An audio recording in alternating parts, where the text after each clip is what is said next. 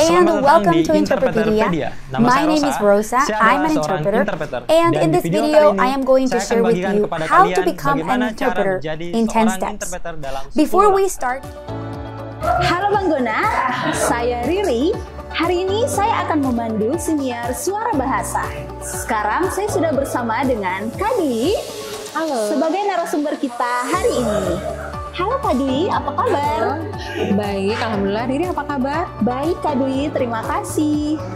Nah Kak Dwi, di awal tadi kita sudah sama-sama menyaksikan ya tayangan video dari teman-teman. Nah, saya dan Bang Gona nih penasaran Kak, apa sih bedanya juru bahasa dengan penerjemah? Oh oke. Riri, jadi memang kecenderungan dari kita ya, kebanyakan masyarakat memang masih lekat dengan istilah penerjemah. Padahal sebenarnya penerjemah itu dibagi menjadi dua, ada penerjemah tulis, ada penerjemah lisan. Jadi kalau misalkan penerjemah tulis itu outputnya kan berarti teks ya, seperti misalkan Riri menerjemahkan puisi, novel, nah itu dinamakan penerjemahan tulis atau Riri sebagai penerjemah. Tapi kalau penerjemahan lisan itu ada istilah lainnya, yaitu juru bahasa atau kegiatan yang dilakukan adalah penjuru bahasaan, atau istilah lainnya mungkin yang lekat di kalangan masyarakat adalah interpreter. Seperti itu. Jadi bedanya itu di output ya, hasil yang akan mereka hasilkan dari kegiatan mereka. Satu menghasilkan dalam bentuk tulisan, satunya dalam bentuk verbal. Oke, betul. Nah, kalau untuk jenisnya sendiri Kak, karena saya pernah mendengar nih, kalau ada istilah konsekutif dan simultan itu apa? Nah, itu sebenarnya seperti ini. Kalau dalam penjuru bahasaan atau penerjemah lisan ya, itu kan bentuknya itu ada konferensi, nah ada juga kemasyarakatan dan ada juga jarak jauh. Nah, sudah bisa jarak jauh.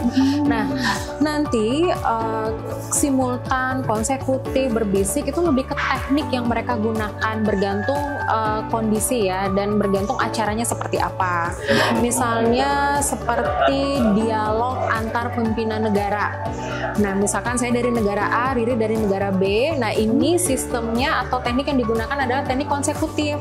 Jadi juru bahasa itu akan berada di samping kiri kanan kita berdua. Nah, jadi sedangkan simultan ya, kalau simultan itu kalau Riri pernah melihat sidang PBB, kemudian ada mungkin seminar internasional yang dihadiri oleh masyarakat luar negeri ya, atau tamu-tamu dari luar negeri, kemudian ada booth yang ada di belakang dan para audiens menggunakan headset. Nah, itu dinamakan dengan teknik simultan. Jadi narasumber tetap memaparkan materinya, kemudian ada yang menginterpretasikan di dalam booth. Hasil interpretasinya itulah yang didengar oleh seluruh audiens. Itu dinamakan dengan teknik simultan. Kemudian ada juga teknik berbisik atau sussurrage. Unik ya istilahnya. Tidak hanya dua saja ya? Tidak hanya dua saja. Nah, jadi teknik berbisik ini biasa dilaksanakan ketika memang tidak ada alat atau booth gitu. Jadi dia itu hanya mendampingi dua orang saja. Misalkan saya dari negara Jepang atau Riri dari negara Amerika, kemudian paparannya dalam bahasa Indonesia, berarti nanti akan ada interpreter atau juru bahasa yang berada di tengah-tengah kita yang melakukan juru bahasa secara simultan tapi berbisik. Nah, itu namanya teknik juru bahasa berbisik, juru bahasan berbisik atau sussurrage ya. Nah, kemudian ada lagi yang keempat, teks tulis ya. Penjuru bahasaan menggunakan teks tulis, itu namanya sight translation. Nah, kemudian yang terakhir itu ada penjuru bahasan jarak jauh. Dia itu menggunakan platform. Jadi dimanapun sebenarnya ya, sekarang itu sudah bisa menggunakan jasa juru bahasa gitu, ketika memang terkendala dalam bidang bahasa ya. Nah, jadi memang sudah mau di negara mana kita Indonesia, kemudian acaranya memang yang atau penyelenggaranya dari luar negeri, kemudian ingin mencari seorang juru bahasa yang bisa menginterpretasikan dalam bahasa Indonesia ya bisa jarak jauh. Nah, itu namanya penjuru bahasa jarak jauh. Seperti itu. Banyak. Ternyata banyak ya. Jadi juru bahasa itu tidak hanya seperti yang kita lihat nih di sidang-sidang umum. Betul. Ragamnya ternyata beragam loh. Beragam teknik ya. Memang masing-masing teknik metodenya juga berbeda. Iya, betul sekali. Nah, saya ini jadi penasaran, ingin jadi juru bahasa. Mungkin Bang Gona yang menyimak juga penasaran nih Kak.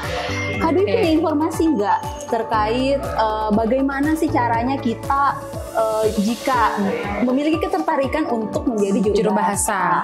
Nah, sebenarnya begini Ri, yang paling utama adalah kita harus membuka diri kita untuk menerima informasi sebanyak-banyaknya ya. Betul. Baik itu melalui bacaan, kemudian melalui informasi yang kita dengar dari jejaring kita, pertemanan, itu memang harus diperluas lagi supaya informasi-informasi terkait hal-hal baru ya, khususnya seperti kayak bagaimana sih mau menjadi seorang juru bahasa, apa sih yang harus dilakukan, lewat mana jalurnya. Nah, itu bisa kita peroleh dengan sering membaca, kemudian juga terlibat aktif di komunitas atau kan juga ada himpunan penerjemah Indonesia ya. Nah, boleh boleh bergabung di situ. Yang penting sudah punya basic atau dasar kemampuan bahasa gitu ya, bahasa asing, bahasa Indonesia ya, yang mumpuni lah ya. Seperti itu sudah bisa gitu. Nah, Bang Gona, jika kalian memiliki ketertarikan untuk menjadi juru bahasa, boleh banget nih jalan-jalan ke Balai Bahasa Sulawesi Tenggara bersama Kak Dwi, ya kan Kak? Betul, setidaknya kami di Balai Bahasa bisa memberikan informasi lebih lanjut terkait dengan profesi juru bahasa atau kegiatan penjuru bahasaan itu sendiri. Betul. Nah, Bang Gona, itulah tadi akhir dari obrolan kita bersama Kak Dwi. Jadi untuk Bang Gona yang memiliki ketertarikan menjadi juru bahasa, dicatat ya saran-saran yang diberikan oleh Kak Dwi tadi. Sampai jumpa di episode selanjutnya.